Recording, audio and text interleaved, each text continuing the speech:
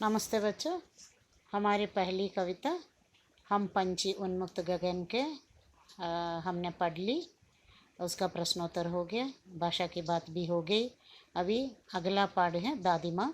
दादी माँ पाठ शुरू करने से पहले मैं आपको बताऊंगी, दादी जो है पापा की मम्मी को माँ दादी कहते हैं और माँ की माँ, पापा की माँ को दादी है, माँ की माँ नानी है। तो फिर आप दादी माँ या नानी माँ के बारे में कुछ पंक्तियाँ लिख के मुझे सबमिट करना है। उनकी विशेषताओं के बारे में, वे तुम्हें किस लिए पसंद है और फिर वे तुम्हारे लिए क्या क्या करके देती है, और वो सभी लिख के गुणवाचक विशेषण सभी लगा के आप लिखना पड़ेगा और फिर आप मुझे सबमिट करना है। तो फिर दादी माँ पाठ हम शुरू करेंगे। और शिव प्रसाद सिंह है इसका लेखक। दादी माँ से संबंधित स्मृतियाँ वे याद कर रहे हैं। और एक बार है ना, दादी माँ के किशन भैया के, इनके भैया का एक पत्र इन्हें मिल गया। पत्र में दादी माँ के मृत्यु की खबर थी और उसके बाद दादी माँ से संबंधित सभी यादें उसके लेखक के मन में आ रही थी। लेखक बता रहे हैं और दादी माँ से संबंधित कुछ घटनाएं सभी इधर बता रहे हैं। क्वार के महीनों में जाग भरे पानी में कूदने से सभी वो ऐसे लड़के सभी बहुत मज़ा करते हैं। तो ऐसे में वो जाग भरे पानी क्या है, गंधपूर्ण है, उसमें से स्मेल भी होगा ऐसे हैं, क्योंकि वो पूरा बारिश के समय बह के जो आता है, पत्ते हैं, झाड़ है, वो सभी बह के आता है, उसी में वो कीचड़ में सड़ के वो ऐसे गंध निकलती है। उसी पानी में वो ऐसे लड़के सभी खेलते हैं। तो ऐसे कूदना या धमाकेदार खेलना वो सभी इनको बहुत पसंद है और लेखक को भी वो पसंद है, ये क्वार के महीनों में जाग भरे पानी में खेलना। और उस समय है ना, बहुत मौसमी चीज़ें ये लोग खाते हैं।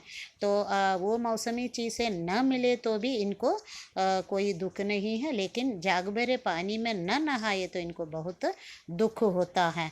और एक दो बार है ना इसी पानी में खेला था, नहा धोकर वे बीमार भी हो गया।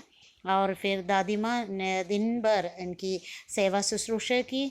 और सेवा शुश्रूषा इस प्रकार है कि हाथ छूना, माथा छूना, पेट छूना, और वह दिन भर है ना नींबू और साबूदाने से वह गंजी बनाते हैं, वह पीने को देता है।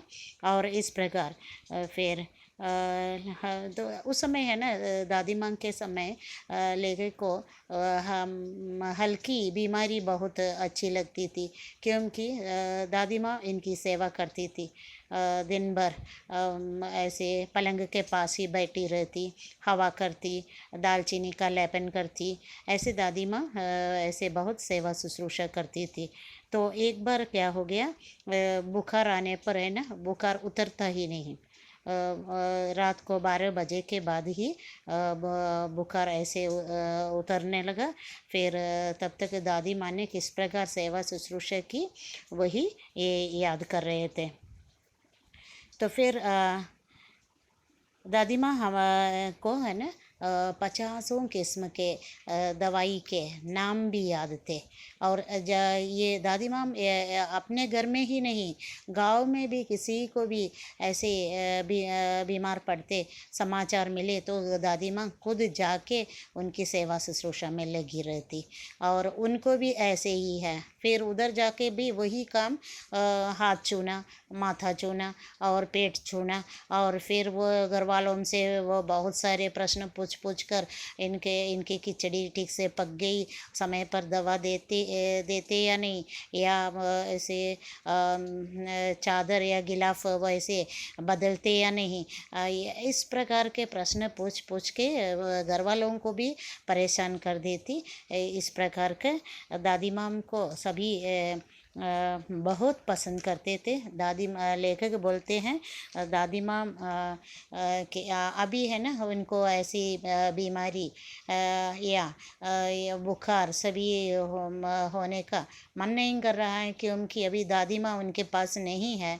और फिर ये तो कहीं ऐसे नौकरी में कहीं काम कर रहे हैं, और फिर हैं उधर के मेस में या वो उधर जो उनको खाना पका के देते हैं, वे लोग कुछ ना कुछ बना के देते होंगे, लेकिन दादी माँ जब ऐसे देती थी उस समय का वो मज़ा उनको नहीं मिलता था।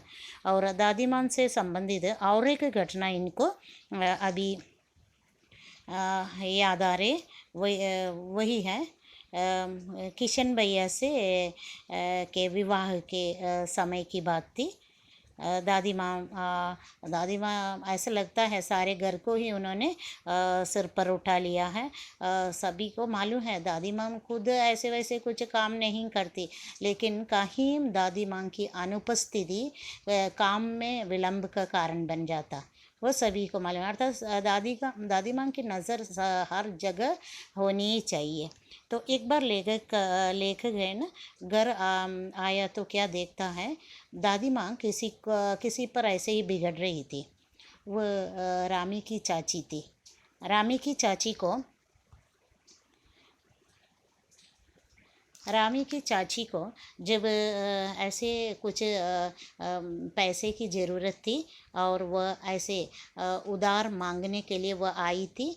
दादी माँ ने उनको ऐसे डांट के कुछ बताया। दादी माँ ने कहा कि क्या है वो मांगने के लिए आते समय तुम्हें शर्म नहीं आ रही थी?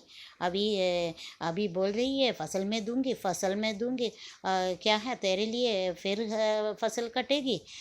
ऐसे करके दादी माँ बहुत डांट रही थी। ये तो रामी की चाची दादी माँ के पैरों पर पड़ रही थी।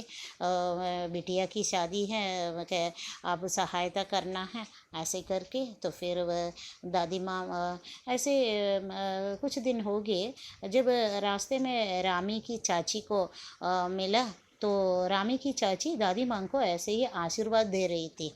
और आशीर्वाद इस प्रकार दे रही थी, पूतो फलो दूधो नहाओ का आशीर्वाद। तो लेखक को संदेह हुआ, ये दादी माँ इसी को कुछ दिन पहले ऐसे ही डांट रही थी। तो रामी की चाची ने बताया, वो तो देवता है बेटा, देवता, और पिछले के सभी पैसे छोड़ दिए और ऊपर से 10 रुपये दे के बता दिया कि दन्नो तेरी बेटी तो मेरी भी बेटी है, 10 रुपये के लिए उसकी हंसाई ना हो। ये वो तो देवता है, देवता। तो फिर लेखक को संदेह हो गया कि फिर क्यों उस दिन ऐसे ही डांट रही थी। तभी रामी की चाची ने बताया, पैसे मांगते समय कोई भी ऐसे ही नहीं देते, कुछ डांट के ही पैसे देते हैं, ऐसे बोल दिया। और आगे